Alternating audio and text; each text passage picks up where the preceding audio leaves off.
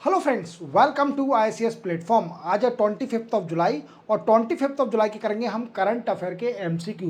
Lecture start करने से पहले चैनल को सब्सक्राइब और बेल आइकन प्रेस करना ना भूलें और इस वीडियो को अपने दोस्तों को भेजें। चलो लेक्चर स्टार्ट करते हैं। First question, which Indian Olympic gold medallist was honoured with prestigious Olympic order by International Olympic Committee.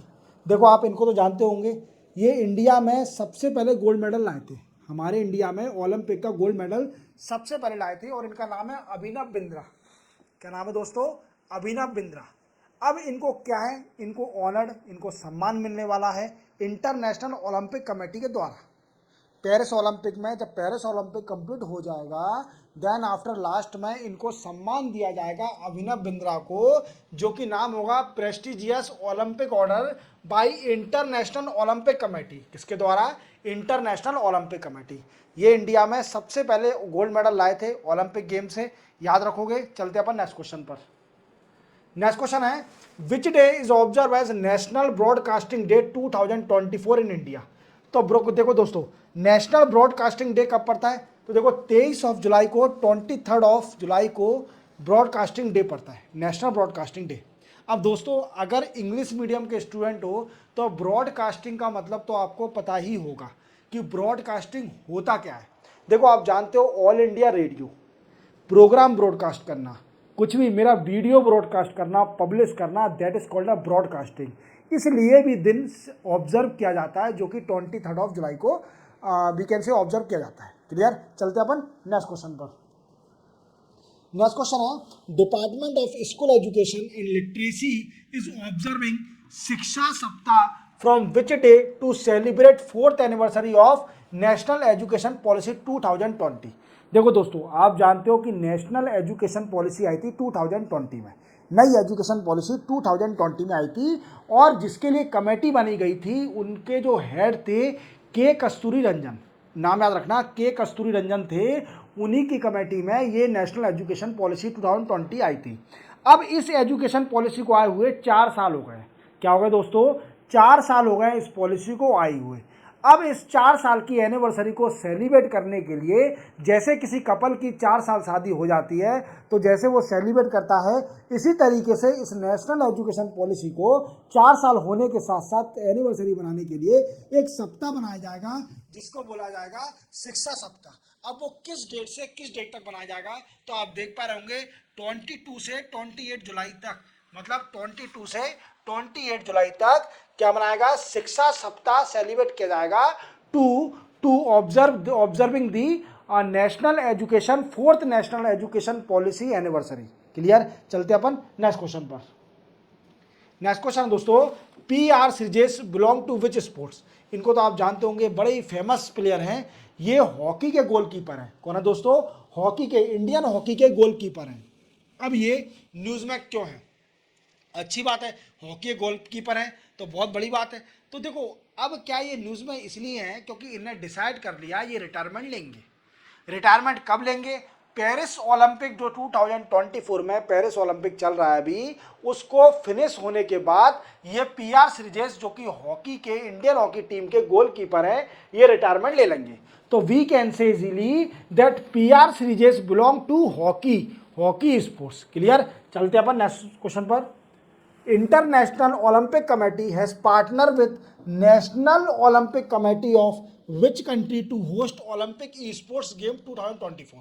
देखो दोस्तों, ये नेशनल ओलंपिक कमेटी है, इसने एक कंट्री की नेशनल ओलंपिक कमेटी से पार्टनरशिप करी है।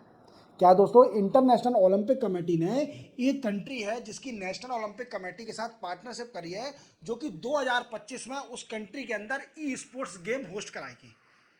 तो वो दोस्तों सऊदी अरेबिया है। सऊदी अरेबिया की नेशनल ओलंपिक कमेटी के साथ इंटरनेशनल ओलंपिक कमेटी ने एक डील साइन करी है, जिसमें कि सऊदी अरेबिया 2025 में ओलंपिक ई स्पोर्ट्स गेम को होस्ट करेगी। क्लियर? चलते अपन नेक्स्ट क्वेश्चन पर। नेक्स्ट क्वेश्चन है, what is the target of fiscal deficit decided by government in union budget for financial year 2024-25। देखो दोस्तों, आपको अगर यूनियन बजट के बारे में डिटेल में जानना है तो आप मेरा एडिटोरियल में जाइए। मैंने आपको 1.5 घंटे पूरा बजट मतलब 1.5 आवर आपको डिटेल में बजट पढ़ाया यूनियन बजट का 2024-25। इसमें एक पॉइंट था कि सरकार ने एक फिस्कल डिफिसिट डिसाइड करा था कि हाँ इतना फिस्कल डिफिसिट हम 2025 तक रखेंगे। क्लियर। अब दोस्तों जब सरकार का इंटरिम बजट आया था, जब सरकार का इंटरिम बजट आया था तो इसका फिस्कल डिफिसिट कुछ और टारगेट करा था। अब जो फाइनल बजट आया है इसमें कुछ और टारगेट करा है। अब जो नए स्टूडेंट है वो पूछेंगे कि सर इंटरिम बजट क्या होता है। देखो दोस्तों आपको पता है कि इस बार लोकसभा के इलेक्शन हुए थे। अब लोकसभा के इलेक्शन से पहले कुछ समय बचा हुआ था, तो कुछ समय के लिए जो बजट निकलता है उसको बोलते हैं इंटरिम बजट। सरकार चेंज होती है या फिर वही सरकार कंटिन्यू करती है। अब मोदी सरकार ही कंटिन्यू करी है, तो इंटरिम बजट आया था लोकसभा के पहले। अब फाइनल बजट आया है। पहले इंटरिम बजट में सरकार ने 5.1% फिस्कल डिफिसिट कंफर्म करके रखा था 2025 के लिए, 5.1%। अब जो फाइनल बजट आया है इसमें इसको रिड्यूस कर दिया है, 4.9% फिस्कल डिफिसिट डिसाइड कर दिया है। कितना कर दिया है? 4.9%। क्लियर। चलते अपन नेक्स्ट क्वेश्चन पर। How much of long term capital gain tax increase in union budget 2024-25। देखो कैपिटल गेन टैक्स क्या होता है दोस्तों। देखो मैंने आपको प्रीवियस लेक्चर और बजट में डिटेल में पढ़ाया है कि कैपिटल गेन टैक्स क्या होता है, पर मैं शॉर्ट में आपको इस वीडियो में बता देता हूं कि कैपिटल गेन टैक्स दो टाइप के होते हैं। एक होता है short term capital gain tax, एक होता है long term capital gain tax.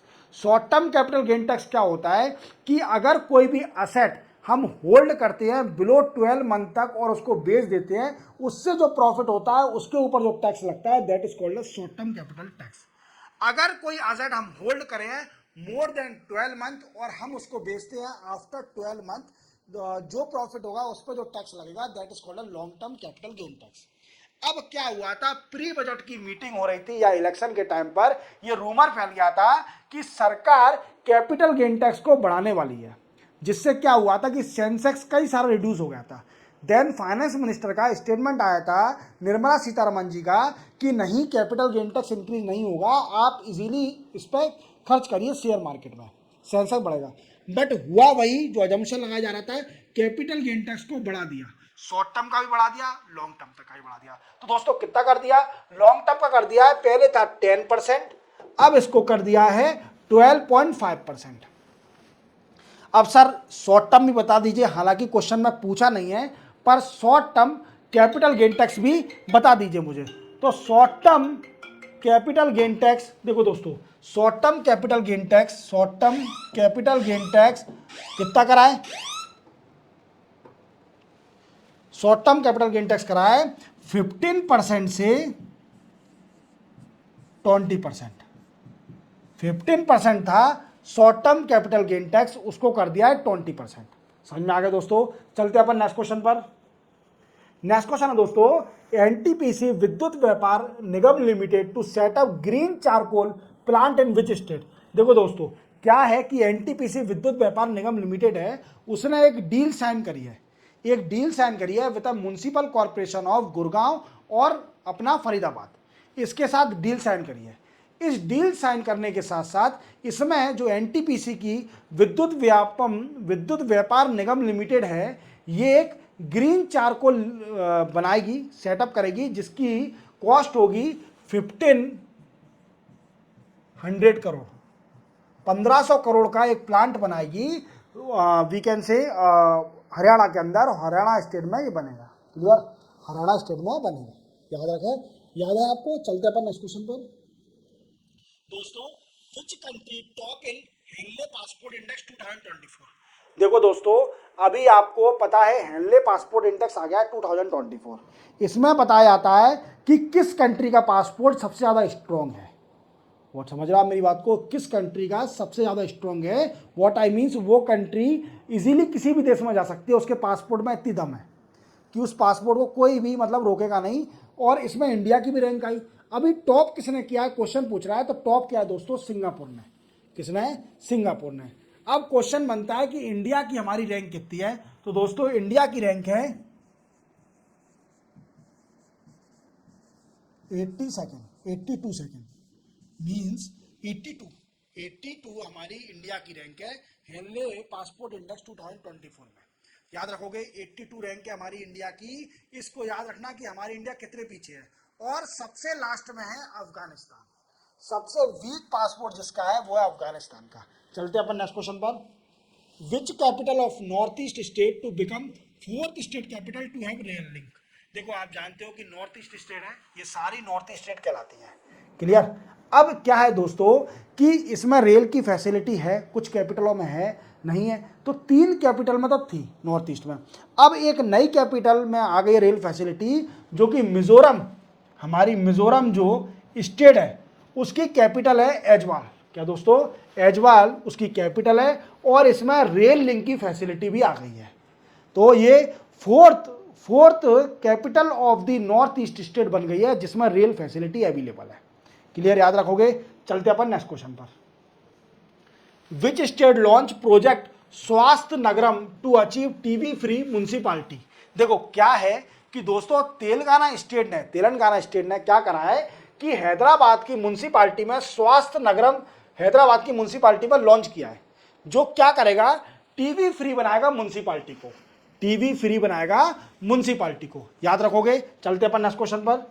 Next question है which day is observe as national income tax day in India. देखो नेशनल इनकम टैक्स डे कब मनाया जाता है, तो दोस्तों 24 जुलाई को national income day tax celebrate किया जाता है। ठीक है, और इसी के साथ 25 जुलाई के करंट अफेयर के एमसीक्यू कंप्लीट होते हैं। मिलते हैं हम कल 26 जुलाई के नए करंट अफेयर एमसीक्यू के साथ। चैनल को सब्सक्राइब और बेल आइकन प्रेस करना ना भूलें। तब तक के लिए जय हिंद।